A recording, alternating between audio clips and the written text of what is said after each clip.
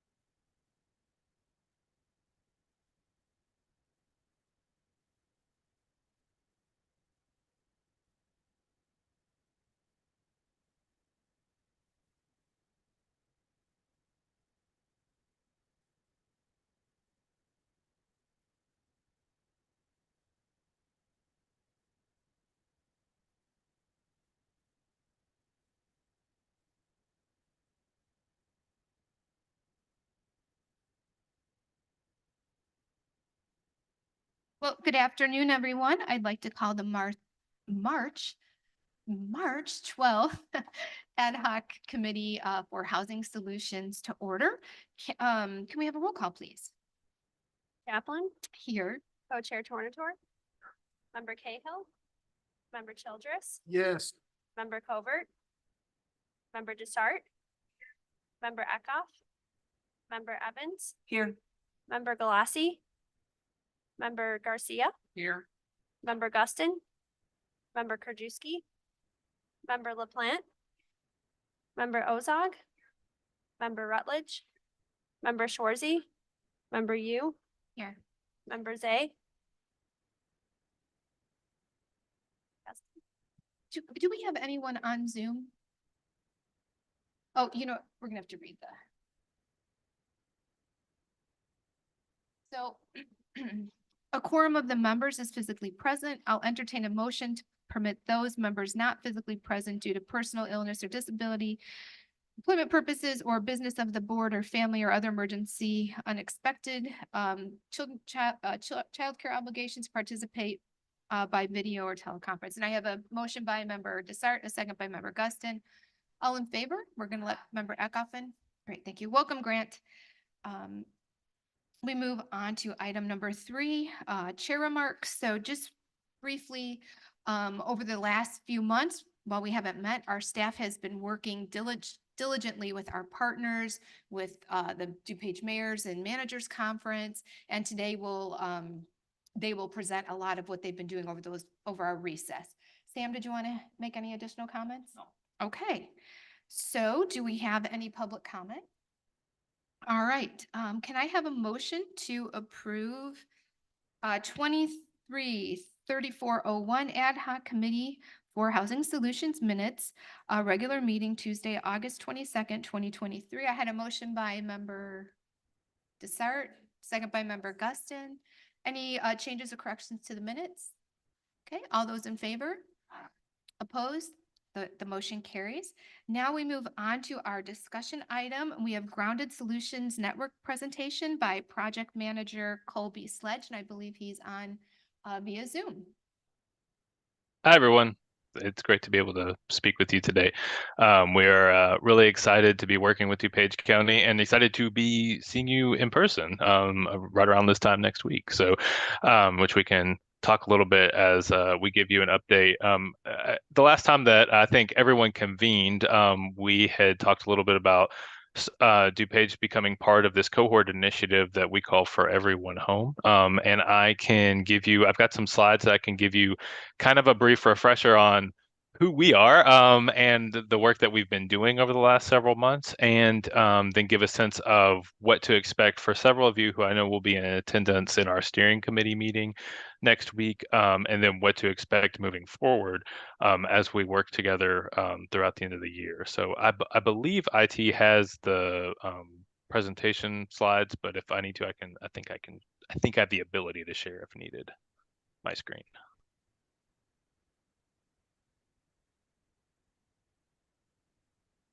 I can try to do that if that works. Yeah, let me go ahead. I'll just go ahead and share, and then we can work through that. And I'll, if it's hard to read, I'll make sure folks can read, or I'll read them off, so make sure folks can see. So anyway, so yeah, so we are, as Grounded Solutions Network, for those of you who may or may not be familiar, we were formed, well, almost 10 years ago, not quite, through a merger of two existing organizations, the National Community Land Trust Network and a group called Cornerstone Partnership. If any of you are familiar with Grounded Solutions Network, you are likely familiar with our work through community land trust and shared equity policy work. We have a membership group of about 200 different organizations and municipalities throughout the country, many of whom have either created a community land trust, maybe administer homes within that CLT, or administer or oversee a shared equity program. We also have several other pieces of our work we have been frankly expanding over the last couple of years, of which I am a part. So we work nationally, and we try to connect folks who are on the ground with other organizations and policymakers who are in the same position or asking the same questions, and provide that support and that collaboration that folks are looking for. I want to emphasize that the work that we do promotes housing that stays affordable for generations. We call that permanently affordable housing, and we define it more technically as housing that is in some way affordable for at least 40 years. That might be through a deed restriction, it might be through a tool like a community land trust, but in some way that affordability is passed on through at least two generations. And we operate on, I think, a fairly shared set of values. As yourselves, we believe that all people should have safe places to live, and should be empowered to shape their neighborhoods into the thriving places that we all hope to live. And we also, I will say, kind of have developed over the last couple of years what we call our main thing. It's what drives all of our work. And what we say is that through our membership network and partnerships, that Grounded Solutions Network and its partners will exponentially transform the lasting affordability housing sector in the United States. And we do that by preserving, producing, and sustaining housing with a specific focus on BIPOC and underinvested and marginalized communities. And when we talk about that, we talk primarily about the fact that the work that we do, we try to ensure that we are centering communities that intentionally or otherwise have been shut out of housing opportunities historically. And I think that the county has been discussing some of that as well. And I know that those conversations have been taking place nationally, of which we are a part. So wanted to just give a sense that that's always the kind of lens or framework that we work through. Just a little bit about myself. I'm in Nashville in Tennessee. I was born and grew up here. I have been with Grounded Solutions for just about a year now. I come from a policy background. I was an elected official here in metropolitan Nashville, Davidson County for 8 years. I was a district council member in a very rapidly growing district, a district that was facing a lot of the same housing challenges that we see across the country and in DuPage. I also have experience with comprehensive land use plans. I was the lead community consultant on our 25-year land use update here in Nashville, what was known as Nashville Next. And I have worked with other state and local budgets in a variety of places to ensure that we are keeping a focus on housing, that we are funding housing in a way that is meaningful, and that we're putting parameters around it that create results. I served on the Housing Trust Fund here in Nashville for the past 6 years. I was just trading notes with somebody this morning. We passed our $100 million investment, actually a couple years ago, and I think are moving pretty quickly toward 150 million, that has been put in that housing trust fund over the past decade or so. We celebrated the 10th year of that housing trust fund this year. So an overview of the cohort and collaborative work that we have been helping kind of convene over the last couple of months is called For Everyone Home. It is a 16-month technical assistance, peer learning, and community engagement program. Our goal is to help local governments chart a path toward inclusive housing production and preservation through that lasting affordability that I defined earlier. The key part of this here is peer learning, like I'm gonna touch on in a minute. We want cities and localities, counties working together to exchange ideas, policy tactics. We've tried to be really intentional about who we have reached out to. We were connected with DuPage through the Chicago Housing Trust, and the thoughts that this could be something where our work and our initiatives really overlapped. So through that, we were able to partner DuPage with Mecklenburg County in North Carolina. So Mecklenburg County is the county where Charlotte is located. Charlotte is one of the, as you probably know, one of the fastest growing cities in the country.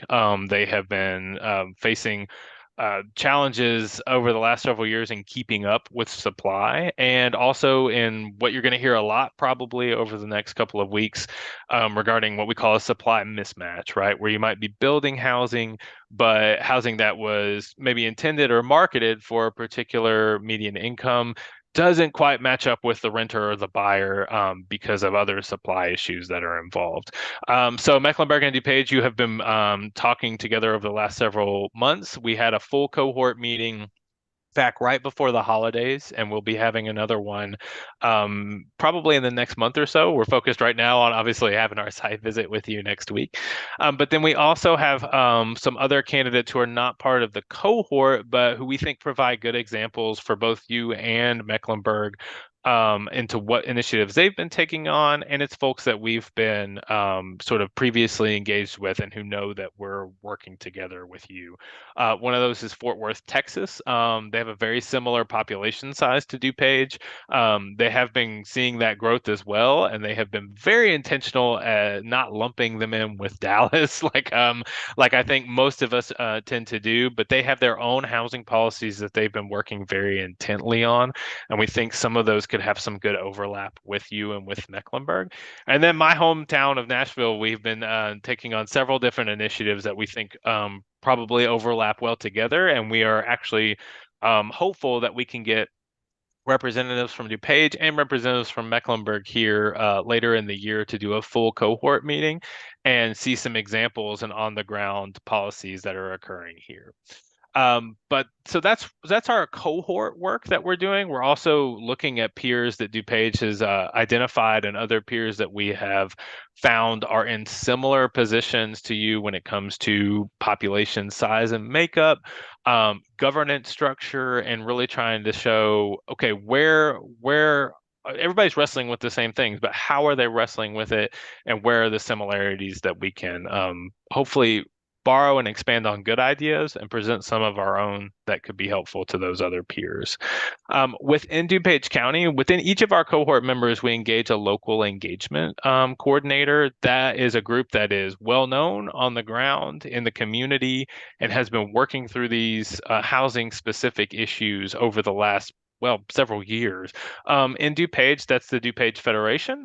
We've been working with Dave and Mimi and Rosa and their team over the last several months to be putting together the second piece of our site visit, which is going to be our community engagement meeting. I can talk a little bit more about that in a moment, but I want to really stop and give a lot of plaudits to the community and to the Federation, because having already been working through an engagement strategy over the next several months with you, the energy that you have and that the community has in really trying to pull everyone together and making sure that a variety of voices and lived experiences are included has been really impressive. And so I think the community should be proud of itself for both taking this on and doing it in a way that is extremely thoughtful. And I think that that's that doesn't always happen, just to be honest with you, but it's happening in DuPage, and I think it's something to really be commended and built upon, hopefully.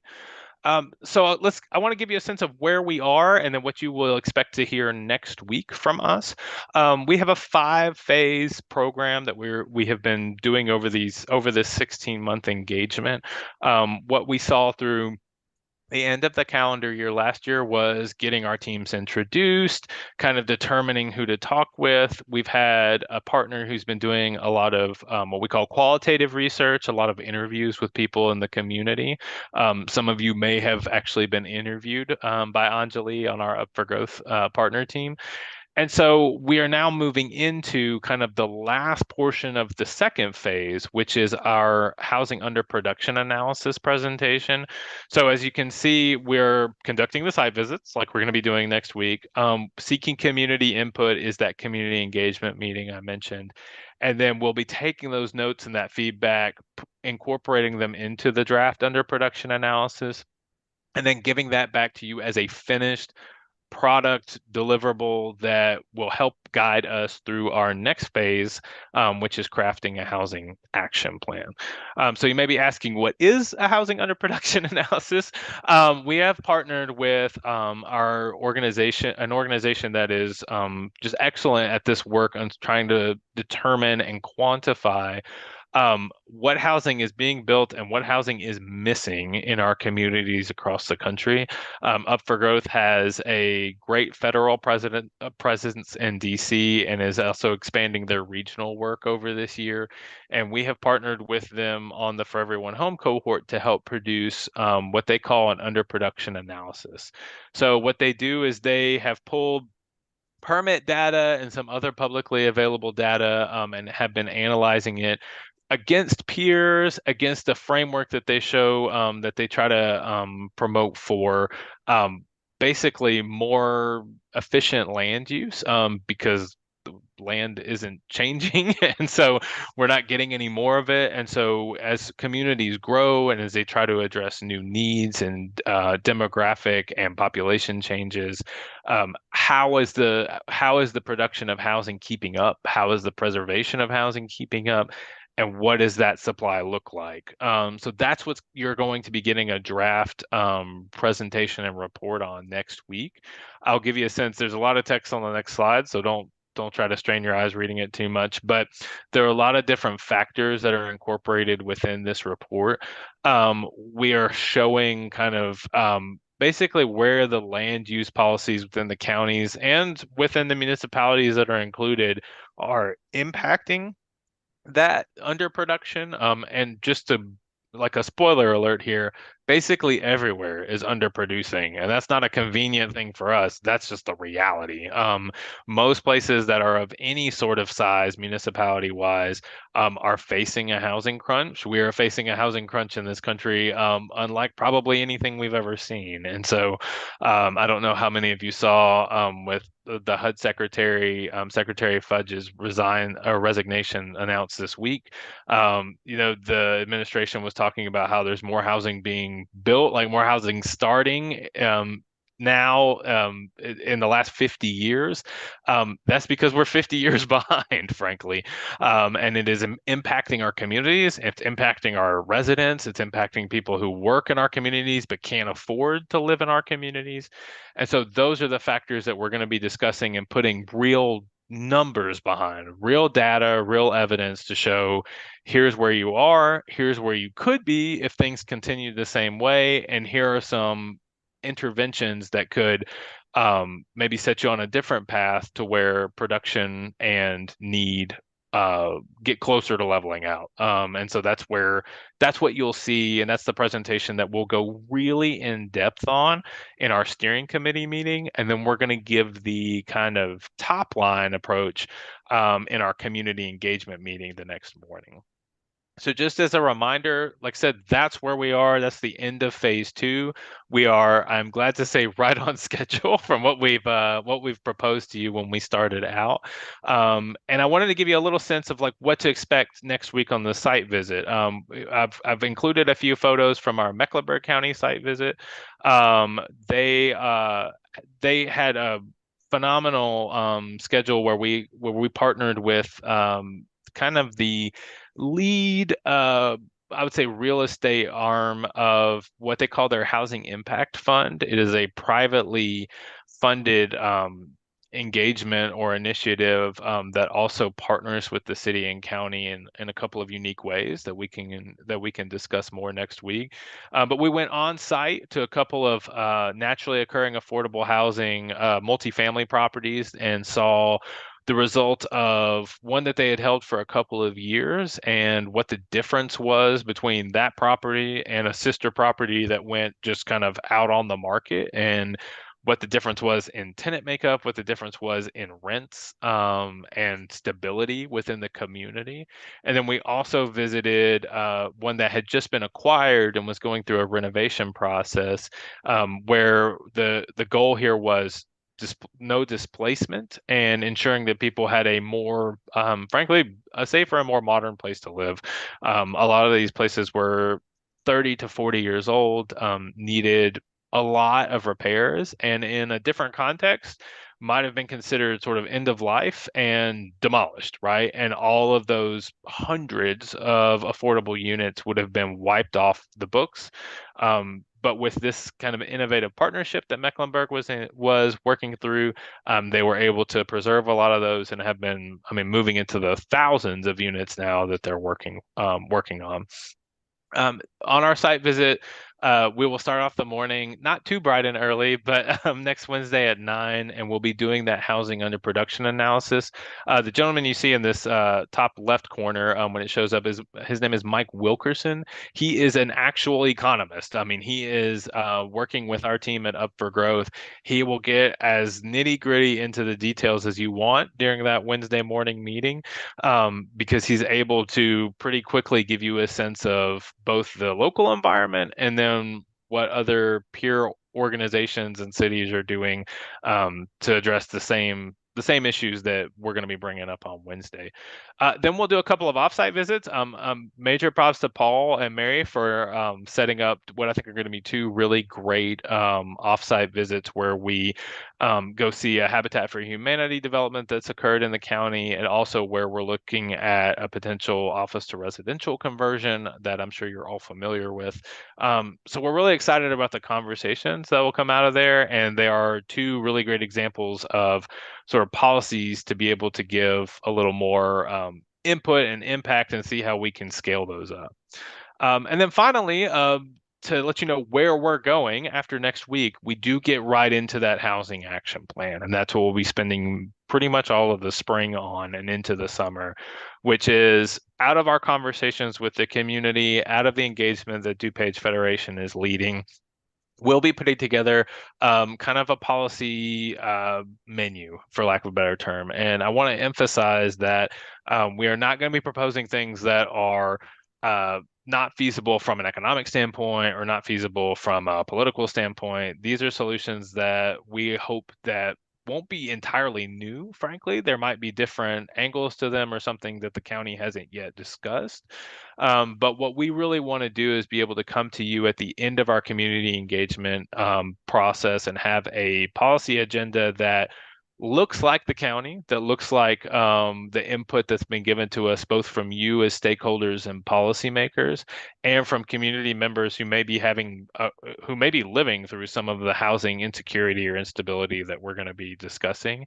And then the goal would then be to revise that policy agenda, and by the end of the summer, have to you kind of an agreed upon framework that we say, okay, of these policies that we think are important, what are a couple that you would want to see taken through to the finish line? And I know actually this meeting, I think you're going to be discussing a menu of policies that you've already been considering and what those timelines look like, and which is phenomenal. And I think what we're able to do is provide the value of additional research, additional kind of pitfalls to avoid on some of those, and to say, hey, this looks great. Like, is there something to add on or maybe a slight adjustment to make that would make it even more effective for housing production and preservation in the county?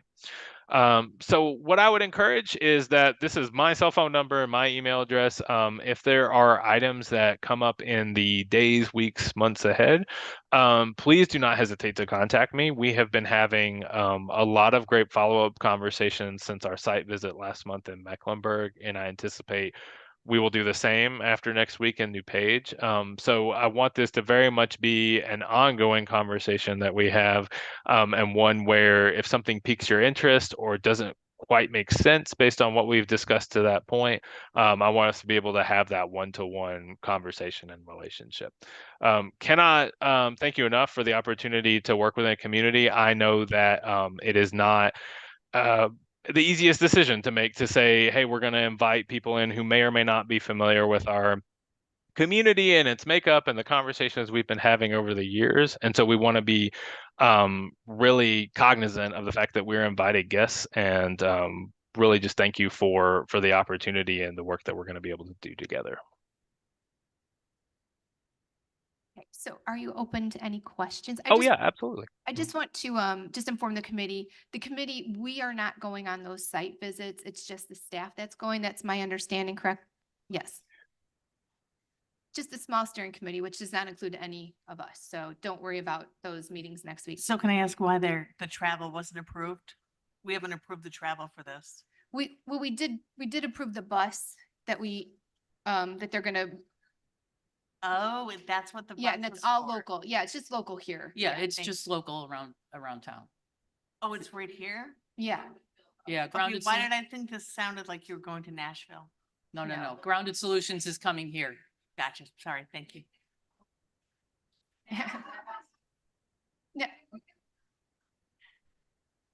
Now, does anybody have any questions for Colby? Yeah, go ahead, Member Garcia. Really quick, we are gonna get a copy of what you've just provided to the committee today, correct? Yes, absolutely. In fact, I sent it over to Michelle, so she should have it, and Paul does too. But whoever is the best person to help distribute that, absolutely. But yes, it's That would be Michelle. perfect. Any other questions from the committee? Okay, I just have a couple questions. So Colby, you talked about the crafting plan, and then you talked about the housing action plan. So I assume the crafting plan is prior to the housing action plan, but do we have a time frame on these items? Oh, yes. Sorry. So in one of the slides it says crafting a housing action plan. So the crafting is the work of putting the housing action plan together. But yes, in the time frame that we've set forth, that's that piece where it's happening in conjunction with our community engagement work with DuPage Federation. And so we would anticipate that work wrapping up by about kind of late June to I've put July on that slide, but we're hoping we're done a little bit before then, so that then we can come back to you and present the housing action plan draft in that July-August timeframe. Great, thank you. Yeah. So does anybody have any other questions? Okay, if not, well, thank you so much for your informative presentation. We really enjoyed it. And we will move on to item B, which is our overview of development techniques for housing program staff is pursuing. So are we having Mary or Paul come up, or? Okay, so Mary Keating's coming up. Welcome, Mary. So Paul is going to come up later and talk about there's the spreadsheet that's in front of you. Can you? Oh, you got it. Oh, thank you. That really lays out some nitty gritty of some really there's some real specific particular programs, and I kind of wanted to do a little bit more. It's not working. I wanted to do a little bit more basic kind of presentation. Hopefully they can advance my slides. Are you gonna try one more? Okay. Okay, there we go. Great. I'm gonna go back. So this is just sort of a committee goal that I came up with, which is we're really here to create solutions that increase the supply of housing and that's attainable for residents across the economic spectrum. And I think that There's a number of tools that the county can use from that kind of zoning and regulatory perspective that will lower the cost of housing production. And, you know, we could just leave it there and then let the market determine what the prices are and not put any attachments on it. But I don't think that's really what we're looking to do here. So I kind of want to break down some, you know, into some really basic, this is almost like a thought piece for the board as we move forward. Like, what specifically are we talking about in terms of what are the goals of what the county wants to do? So basically, there's three kind of standard models of programs that increase housing affordability. You've got affordable rental housing, and then there's kind of basically two ways to do affordable home ownership opportunities. One provides access to the market for specific individual households, and the other employs a shared equity model that ensures long-term affordability of a particular parcel. And what I want to do is kind of walk through each of those goals and kind of talk about how they look in practice. So when we talk about affordable rental, sort of the basics of it are that in exchange for zoning or regulatory concessions or some sort of low-cost financing or something along those lines, the developer agrees to make rents for a certain percentage of units affordable to tenants at a certain income level for a specified period of time. That's really sort of a broad definition of affordable rental. So I have some very rudimentary graphics here to kind of illustrate what we're talking about. So how that generally works is that the county would provide some level of investment into a property. Again, it could be we provided the infrastructure. It could be that we provided low-cost construction loans. There's lots of different things that we can do. But then in exchange for that, you see that lockdown there. That means that we're putting a restriction on the use of that property and how it can be used. So here's our young professional who's moved into DuPage County, and he moves into one of the affordable units. And then when he moves out, the county's investment stays in that building forever. Because it's rental, he doesn't walk away with any kind of equity in the property. It really doesn't provide him that opportunity to build wealth that home ownership provides, but it does give him the opportunity to live in DuPage, and it gives him the opportunity to hopefully save money because his rent is at an affordable level. But the county's investment always stays with that property. Now, when we talk about oversight, administrative oversight of affordable rental, it's pretty high for affordable rental.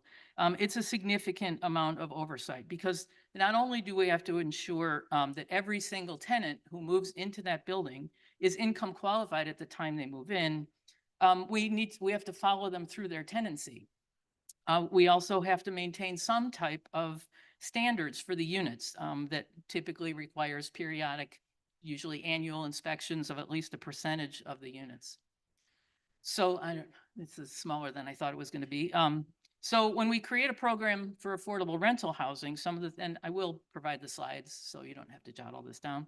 So when we're creating a program for affordable rental, there's a number of things we'll need to take into consideration. So what is the period of compliance? What's our expectation for how long a property will remain affordable? What population are we looking to serve with this development? Are we looking specifically for seniors, people with disabilities, or just the general public at a certain income level? What incomes will we be targeting? How will we establish what the rent actually is? How will that be established initially? And then how will it change over time? A developer has to have that level of certainty to be able to do their underwriting, to be able to do their long-term financial projections to make sure the development is viable. Are we going to income certify tenants every single year? And what happens when somebody's income goes up? How will we monitor the program for the development for compliance? And then what consequences are there to the developer if they are not in compliance with one or more of the conditions of use that we've put on that property? So moving on to home buyer, the next type of kind of program I want to talk about is, I call it access to home buyer market. So generally how that works is that through granting zoning or regulatory concessions that result in lower sales price, and or providing down payment assistance to a household, homeownership becomes more attainable for a moderate income household. So now our young professional, he was able to save a little bit of money. because he was in an affordable rental, and now he's decided that he wants to purchase a property. So the county has put an investment into this particular parcel. Could be because we worked with the developer, and so now the sale price has been restricted. It could be because we've provided the home buyer with down payment assistance, or it could be a combination of both.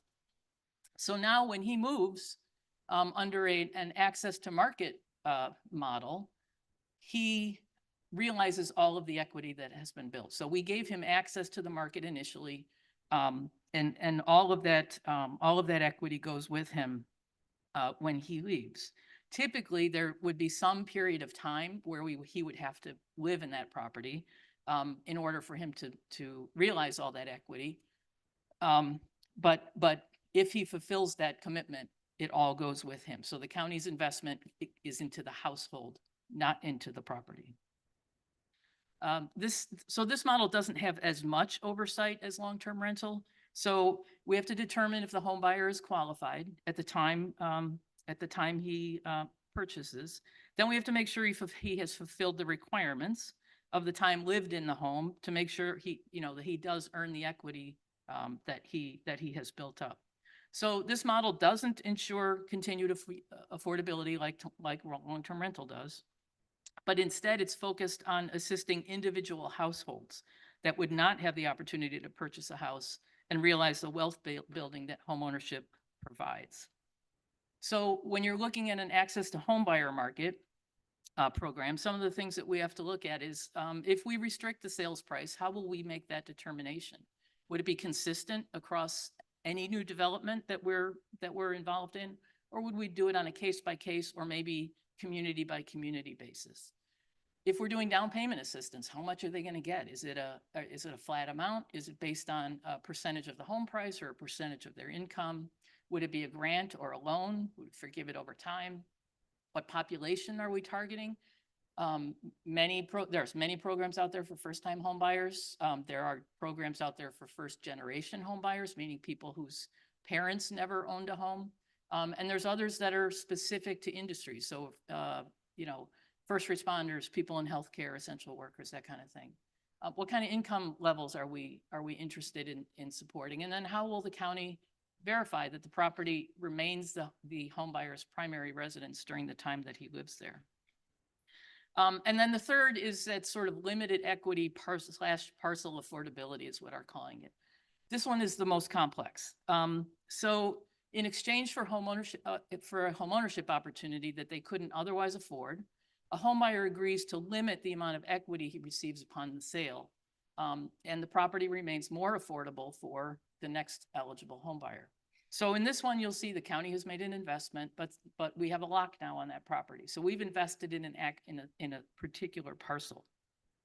When that home buyer leaves, you'll see some of the equity goes with him, but some of the investment stays with the property. Let's see, I just lost my page.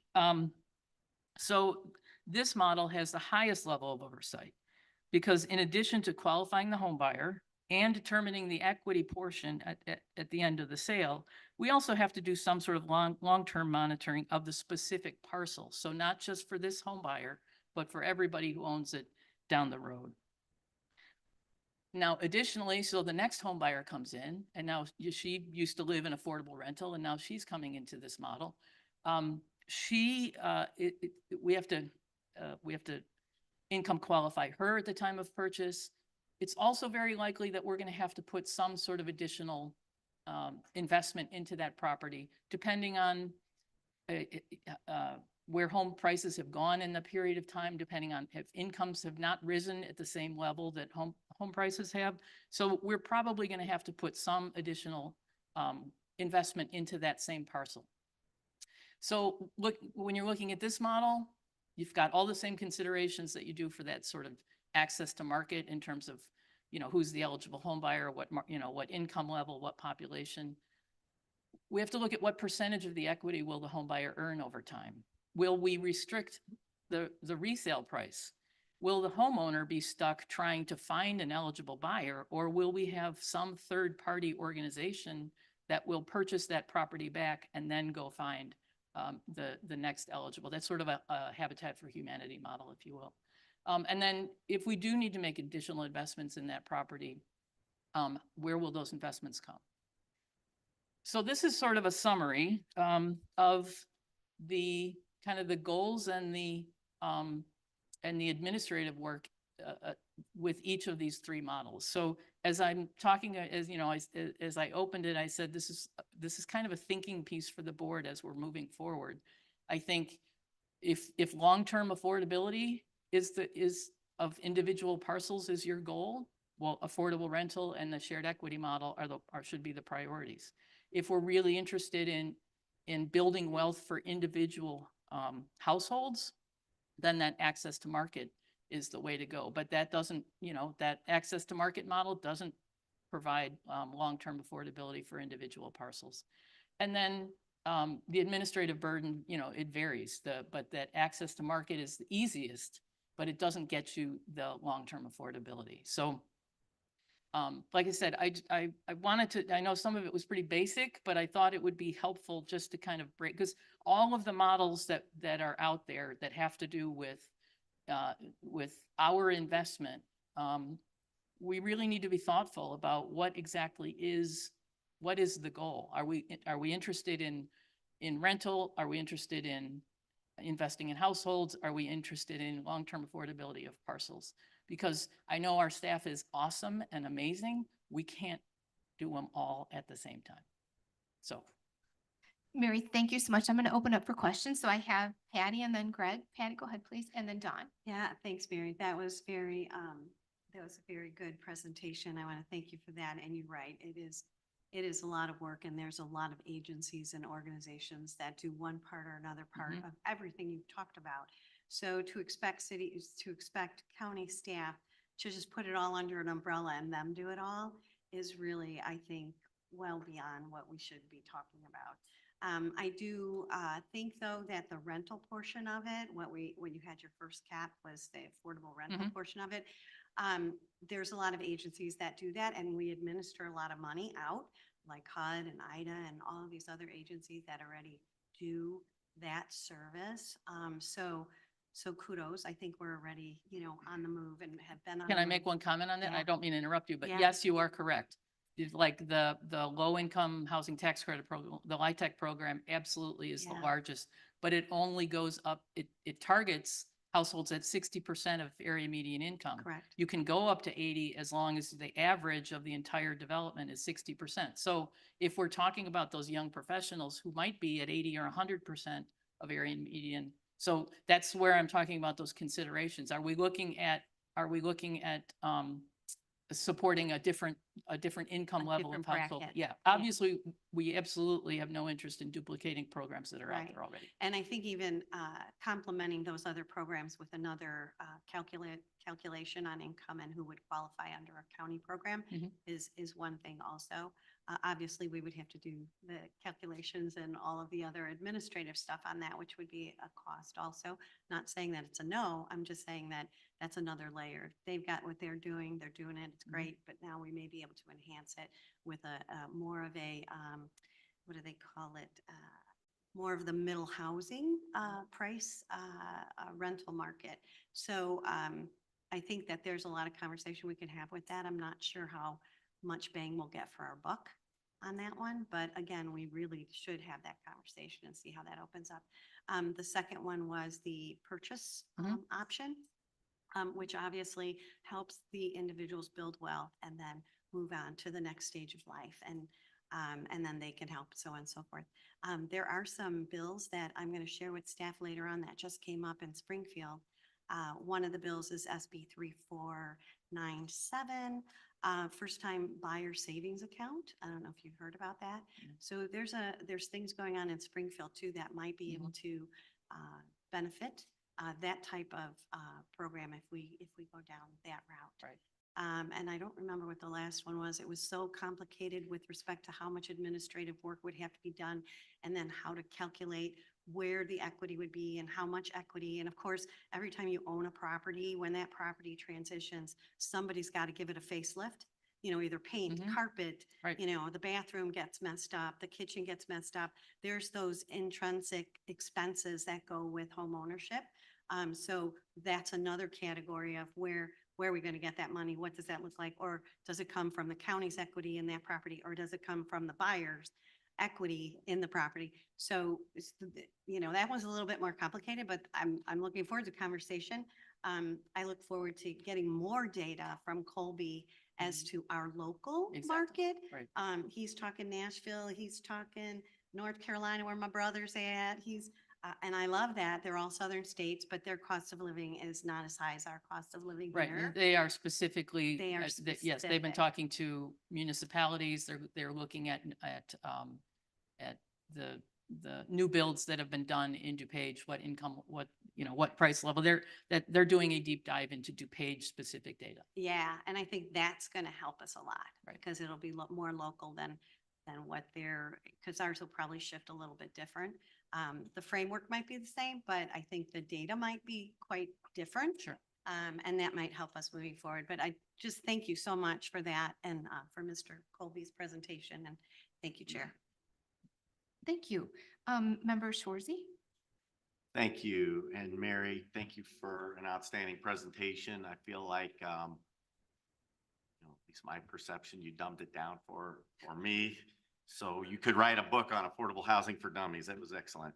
So my perception is that the affordable rental and the limited equity models really create a long-term affordable housing for DuPage County.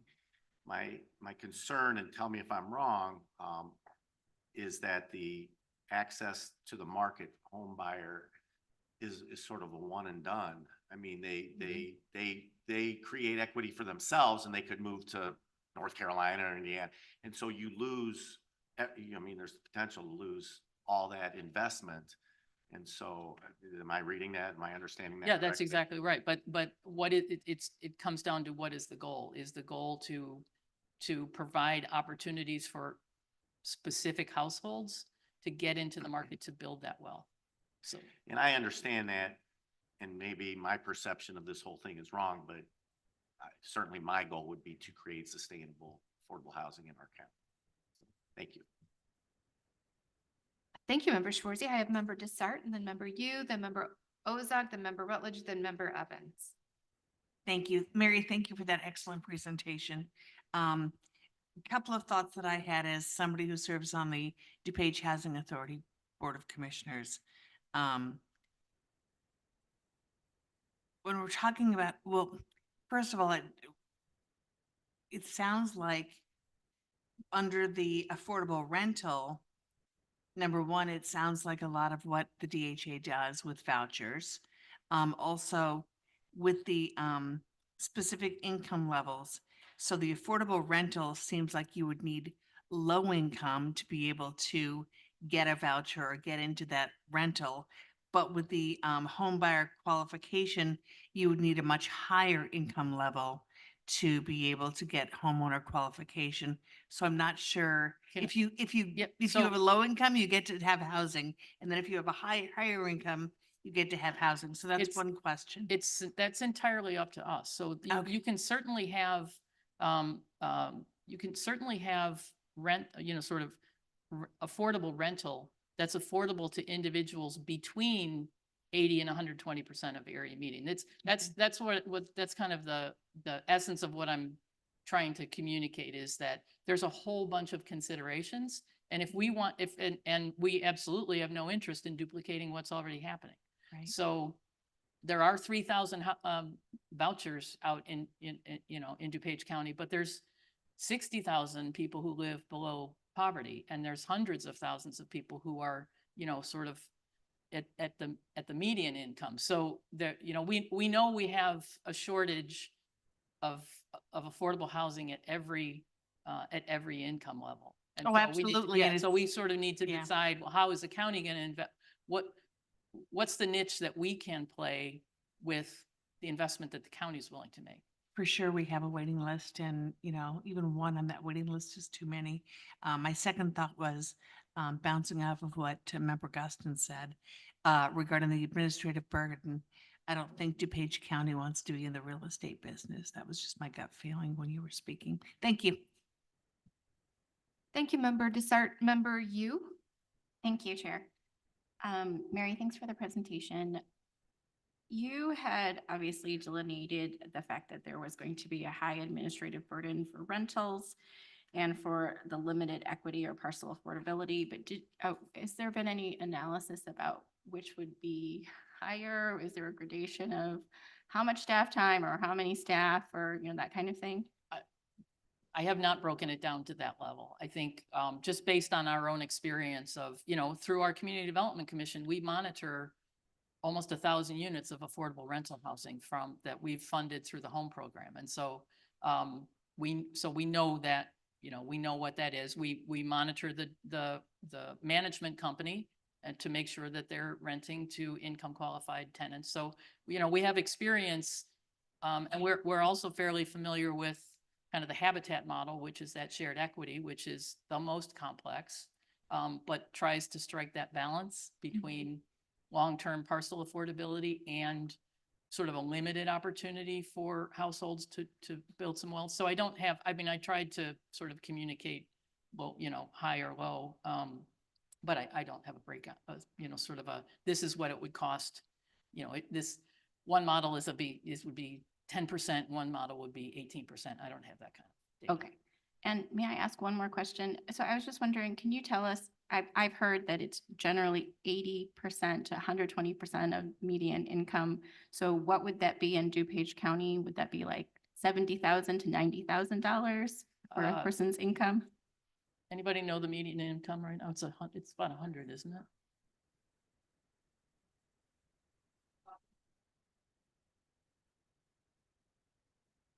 Okay, so 112,000 is the median income in DuPage County right now. So 80% of that would be probably 90,000.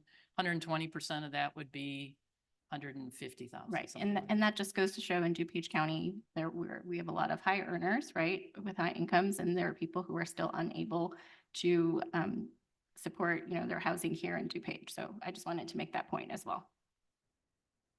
Thank you, Member Yu. I have Member Ozog, Member Rutledge, Member Evans, and Member Garcia. So Member Ozog, go ahead, please.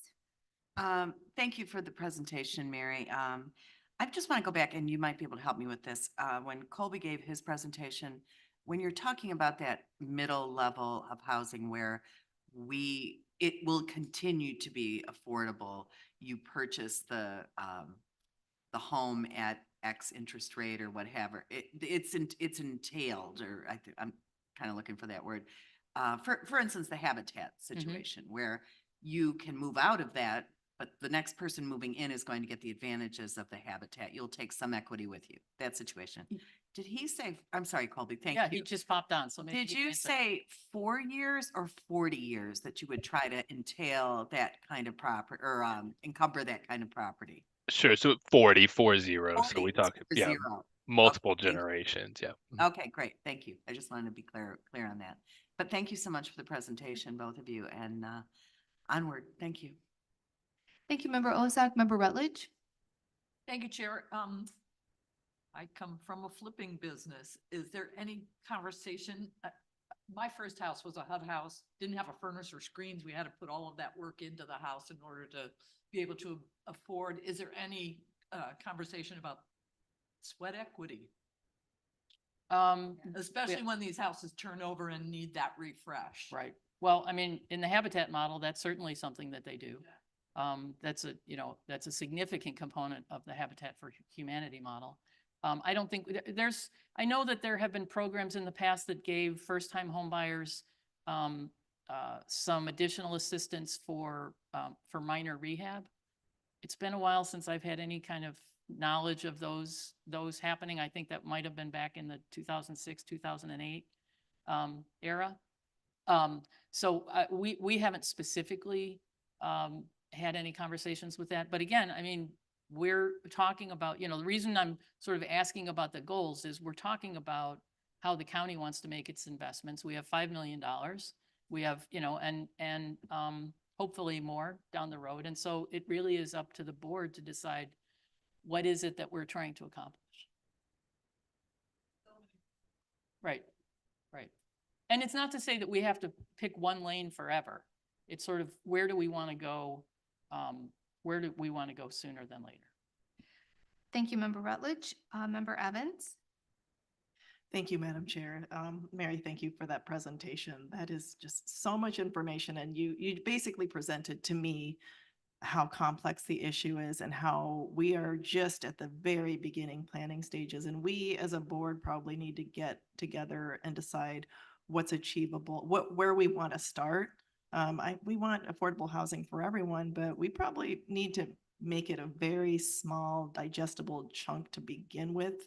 So I do, for myself personally, I think we really need workforce housing for that middle income, maybe that 80%. $112,000 is the median income. Yeah, that's a lot of money. So I can't imagine any of my grown children are going to be able to come back here, and live here. It'd be nice if they had some kind of rental.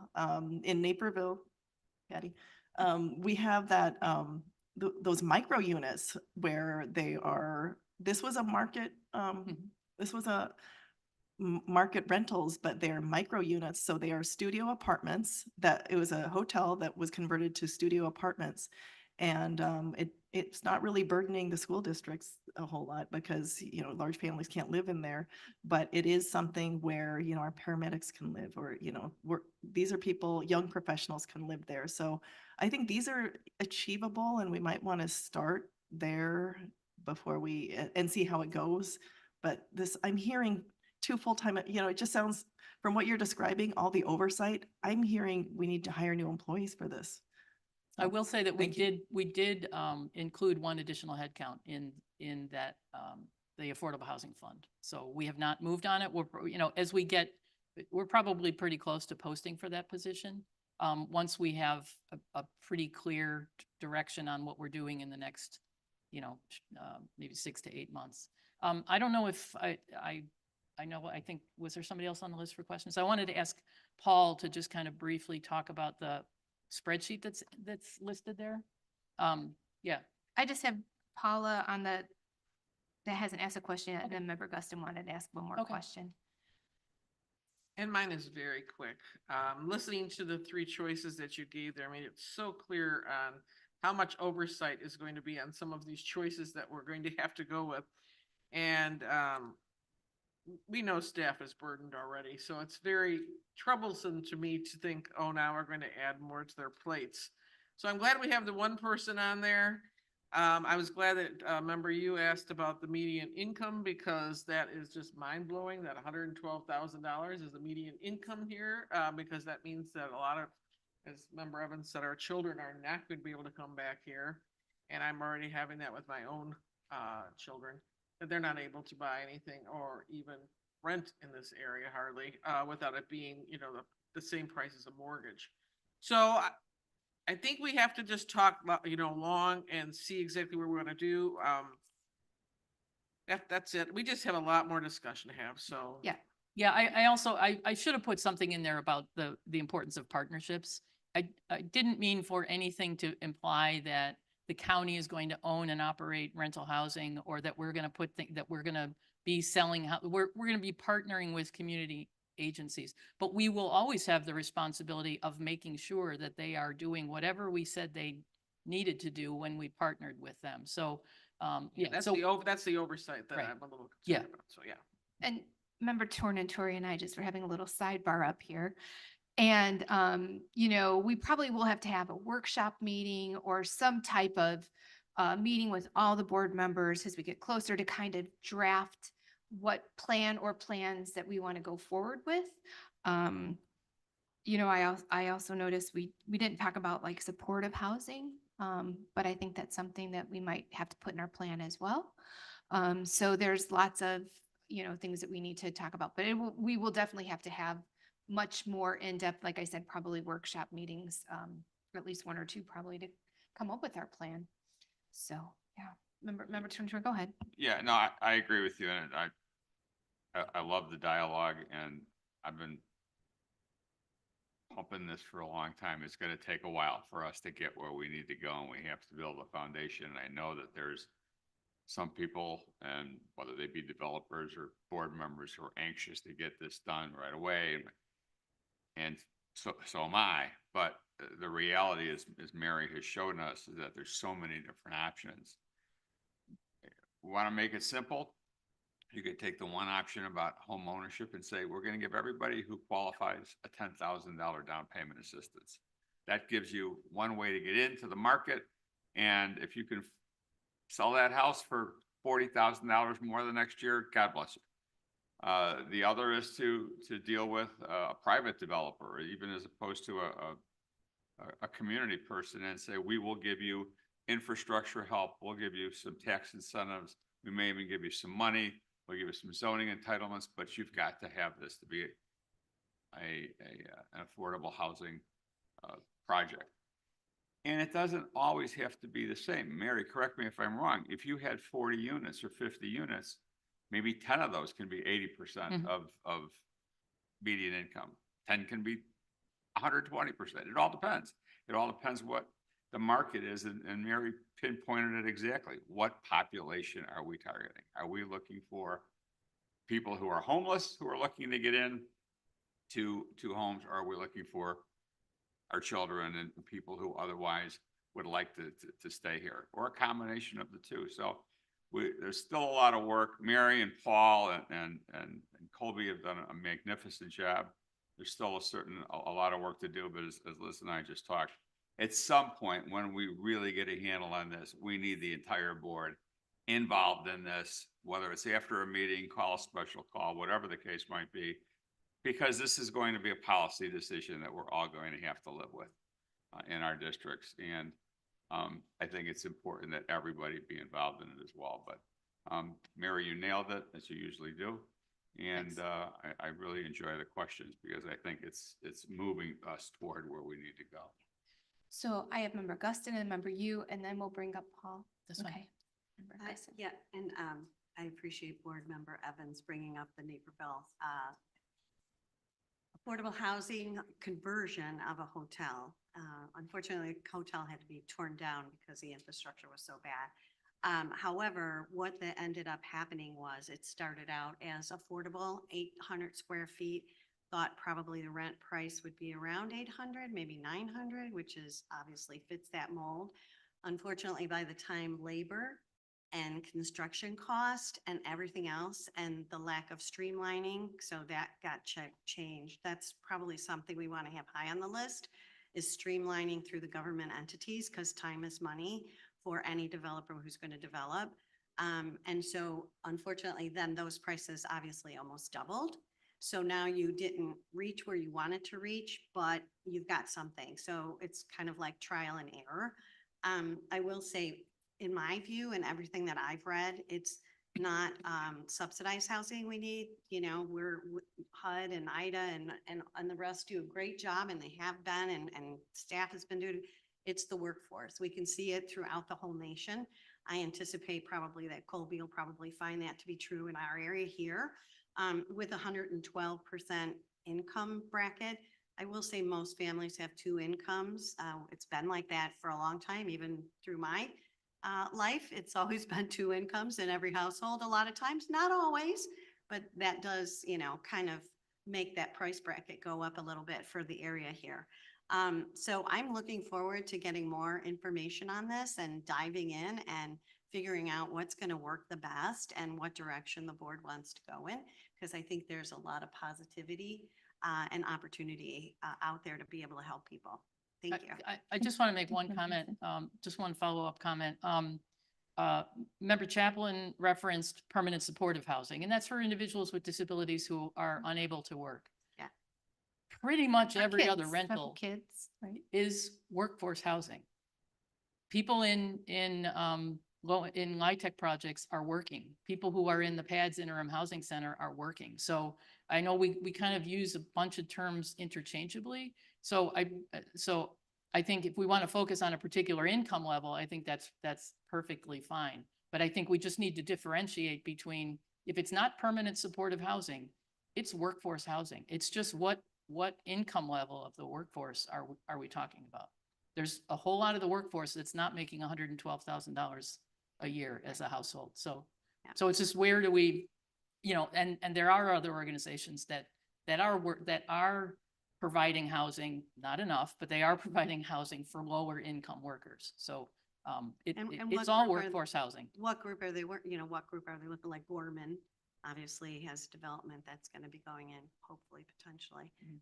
It should be, and Gorman specializes in certain people that need what they need. And so it's so complicated. Right. It's just so Yeah. complicated. And we haven't even talked about senior housing either. Right. See, exactly. Well, right. Which isn't workforce necessarily, because they may be retired, but unless you're like me. But, again, that's just Right. shows what we're talking, there's so There's many, right. so many Right. tentacles to this octopus that it's hard to just say, this is what we're gonna do and we're gonna move towards it, but we're gonna get there. We're We gonna are, get we there. are. I'm confident. Member you. Thank you. Going back to the administrative burden conversation and something that you had said kind of triggered my memory. You said partnerships, Mary, and I actually had a constituent reach out to me and tell me that she made this suggestion, which I think is interesting, which is really to have a nonprofit organization kind of be taking on the administrative role, such as, I think somebody from SEPA, Community Partners for Affordable Housing. They're in Highland Park. They're a full service nonprofit organization, and they already do this Mhm. work, right? With oversight and all that. So I'm wondering if that is an option that we've considered, to not necessarily have people at the county doing all this work, Right. but to have a nonprofit work on it. Well, I promise you, they don't do it for free. So it would, yes, there's no reason we couldn't contract with somebody to go out and do the property inspections and look at the tenant files. Yeah, we absolutely could do that. And in a lot of ways, that is what we do with, a lot of our we have a lot of affordable senior properties that we have funding in. There is a management company that does all that, but then we have to go in and spot check on them. So, you can contract that work out, but so just because county staff isn't doing it doesn't mean that there's not, that there's not some oversight. Somebody has to do it. Thank you, Member you. So do you want to bring Paul Yeah. up? Paul, did Paul? you want to come on down? Come on up. Yeah, so Paul had put together. Paul? Yeah, so Paul had put together this spreadsheet that you have in front of you, and it's sort of lays out some possible time, sort of a whole bunch of different tools and things that we can work on, and trying to show what what some possible timelines are. To Member Tornatori's point, there's a lot of work to be done, and it's going to take some time, but I'm going to let Paul to sort of walk through it. Yeah, thanks. It's pretty self-explanatory. If you have any questions about it, we can talk about it now, but you can give me a call and I can go over it with you. It just talks about the various areas that we've talked about last year, and then some of the things that Mary touched on today: regulatory, entitlement, developing some land bank, CLTs, some of the things you can see that those type of activities are going to take a little bit more time because they require legislation, possibly partnering with other jurisdictions.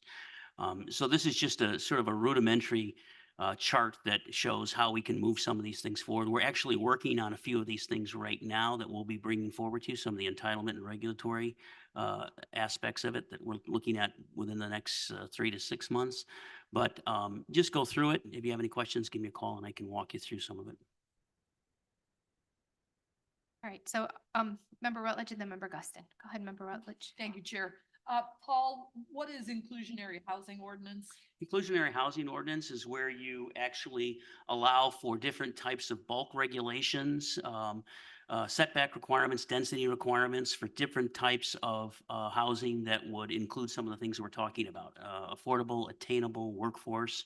It's rather than going with the conventional cookie cutter requirements for as of right or market rate developments, there would be extraordinary allowances for developments that would allow for some portion, either market rate or in whole, of attainable, affordable, or workforce housing. Okay, thank you. I got a couple other questions too. On the accessory dwelling units, you've got no age limit. This is kind of my world for a while. Would there be any relationship requirement for a resident of an ADU? No. Or is that, okay, good. And then the other thing that I've talked about before, and I can share my story. In 2015, we started a new business. We needed income where we could. We were in a 4-bedroom house that only one was used. And so Airbnb was our friend for those first couple of years until I realized that it was not allowed in the county. But we made about $10,000 a year renting out bedrooms in our home while we were there, totally vetted through Airbnb. And I would like to see that, because I think that for senior citizens, that $10,000 a year washing sheets and towels could actually pay their property taxes to let them stay in their home a little longer. So I understand the concerns about people renting out a whole house in a neighborhood, but I can't imagine that this is problematic. So that is one thing I would like to add to the discussion. Understood. Thanks. Okay, thank you, Member Rutledge. Member Guston. Thank you very much. The Airbnb, there is a whole bunch of testimony and months of people coming forward at the city of Naperville regarding Airbnbs. You can have very good Airbnbs, and you can have Airbnbs where the police are there quite frequently with a lot of terrible things happening. So I would tread lightly on that, but maybe do a little homework on it first. I do like the fact that people can generate revenue. It is not zoned usually in a business district. It's usually R1, which is residential, and the adjoining neighbors usually like to be out in their backyards enjoying their day. But in certain situations, it doesn't always happen that way. Super Bowl parties, so on and so forth, wedding rentals, all that type of stuff. So that is one that I've had to live through. So just putting it out there to make sure we do our homework. Duly noted. The other thing is, and you're probably aware of it, the other is the zoning text amendments, the streamlining of the approval process. I'm wondering if we could make sure we somehow have some kind of timeline by which the county and obviously we only have control of us, that we can get these things streamlined as some type of policy for this type of housing. Because time is money, and the more time it takes, the more they're going to have to charge for things. So that would keep costs down. Maybe there should be a policy, I don't know. The extra inclusionary housing zoning ordinance, you're right, it does provide for very extraordinary housing allowances. The only thing that we need to be sensitive to is the adjoining property owners too, because sometimes they don't know what that inclusionary zoning ordinance allows, and then they really a lot of times are opposed to it or have a very loud objections to it or feel as though they weren't given notification. And then the other one is the bulk regulation, reducing the setbacks, increasing height or far, no big deal. But we also have wetlands that have been kind of developing here and there due to obviously many different factors, development, things like that. I don't know if you expand a parking lot with asphalt, does that have the water run off differently, maybe to increase wetland increases or move it in some form? I know that's kind of a moving target in the stormwater department a lot. So I'm wondering if we want to take into consideration when we're looking at the bulk regulations to make sure we have some provision in there that says does not alter or change wetland, whatever that is, because I know that's kind of high on the list also. And the last one, number 3 on the loan creation program, there may be an option for if it is an affordable housing purchase of some sort to help that workforce housing individual get into a property. Maybe there is a point program where the county might pay for points on a mortgage to bring that mortgage payment down. And then that person can obviously qualify to go ahead and do that. I don't know what it would look like on the bank end of it, but maybe that's a conversation to be had to help people also. Duly noted. Yep. Okay, thank you. Great, thank you, Member Guston. Member Garcia. Yeah, just to follow up on Member Guston, in the inclusionary housing ordinance, you were suggesting that maybe people weren't notified, but I believe that the ordinances make, you have to actually, notify the people within 250 feet of the property where the change will be made. Is that correct? Well, yes and no. Okay. The 250 feet is a statutory requirement for municipalities. The county uses 300 feet. Okay. What you're talking about there is a public notice requirement if you are going in for zoning entitlement before your ZBA, or if the government, the municipality or the county is doing a text amendment. As part of what we're talking about, we would be proposing to have the county change its zoning ordinance, create a specific zoning regulation in the county zoning code for which we would notify the entire county, put it all over the place on social media, in the newspaper, and get word out to people. If the county ultimately amended its zoning ordinance, the inclusionary zoning would be as of right, which would mean an individual property owner or developer would come in and would just have to go in and get their building permits because they would meet a specific zoning code. So it wouldn't be individual property owners or developers asking for zoning relief. It would be counties changing its zoning ordinance to allow these things. And so, for instance, just as an example, we have as of right development right now where if someone comes in and wants to develop on a piece of property, the adjacent property owner doesn't even know what the code is, let alone what's going on with the property. If they feel that something is a little bit untoward, they will give us a call up, and we typically, well, I should say typically, we always say it either meets the code or it doesn't. When we say it meets the code, the people go, fine, just as long as it meets the code. If it doesn't meet the code, they say, well, you need to do something about it, county. What we're talking about here is that it would be a new county zoning regulation that a property owner or developer would be allowed to do as of right, for which no notice would be required to actually do that development. Does that make sense? Awesome, thanks. Paul's point and your point and Member Guston's point. It wouldn't require the sign out in front and have people notice. That's why an inclusionary zoning ordinance is going to be all encompassing, and, we understand now. Yeah. people are going to need to know about it, including the adjacent and near municipalities over which we don't have the control that we do on the unincorporated areas, which again has been a point that we've all been pounding. We have to have them as partners because we can't be across the street from Naperville and have Naperville not happy with what we've done in our inclusionary zoning ordinance. So again, another piece to the puzzle, but something which we're working on, and we'll get there eventually. But that's a great question and something we've got to keep in mind as well. Any other questions or comments? Okay. All right, seeing none, yeah, Mary, thank you for the great presentation. And if we get those slides, that would be perfect. It was very easy to understand. Thank you all for your comments today. And Paul, I'm sorry. Paul, yeah, Mary. Paul and Mary, do we have any kind of an idea of when we'll be meeting again after you have the site visit with Colby and Grounded Solutions next week? Well, so people can make. Yeah, we'll probably be at best 2 months out. Okay. And that's we're probably looking more at 3 months after we talk with Colby and his group. Thanks. Great, Okay, thank you, Paul. Thanks for your work on this spreadsheet too. Oh, Member Dessert. Thank you. So I just had a question. If you're going on a site visit next week and we're not meeting for 3 months, how are we going to get an update on what you guys found? I mean, in 3 months, you're going to forget what you saw, maybe not. But I would, if I had a site visit next week and I didn't talk to you again for 3 months, I'd forget stuff. So I think we should get an update in some committee. Well, we're obligated as our jobs not to forget, so we won't forget.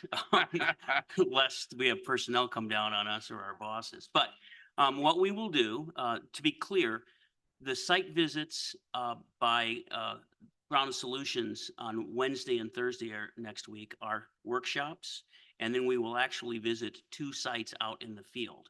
We will give a follow-up to the board as to what we did at those workshops and some of the information that came out of it. So we'll keep you abreast irrespective of whether we meet or not. Yep. Thank you, Member Dessert. Okay, any other questions or comments? Can I just add? Yeah, Mary, The go ahead. site visits are properties that we are already, so it's a habitat development as well as a property that's under consideration in the county. So the site visits are as much for Grounded Solutions to have an understanding of the landscape here in DuPage as they are for us to learn. So we're showing them DuPage. That's the site visit is really for them. But to Paul's point, yeah, we will certainly provide follow-up from those workshops. Yeah. Yes, it was. And and we can always get a memo or we could do a quick update during finance for committee of the whole or something like that. So yeah, so we'll keep everybody informed of, important information as it comes through. Okay, so do we have any old business? Do we have any new business? Can I have a motion to adjourn? Motion by member Guston, second by member Yu. All in favor? Opposed? Okay. See you guys next week.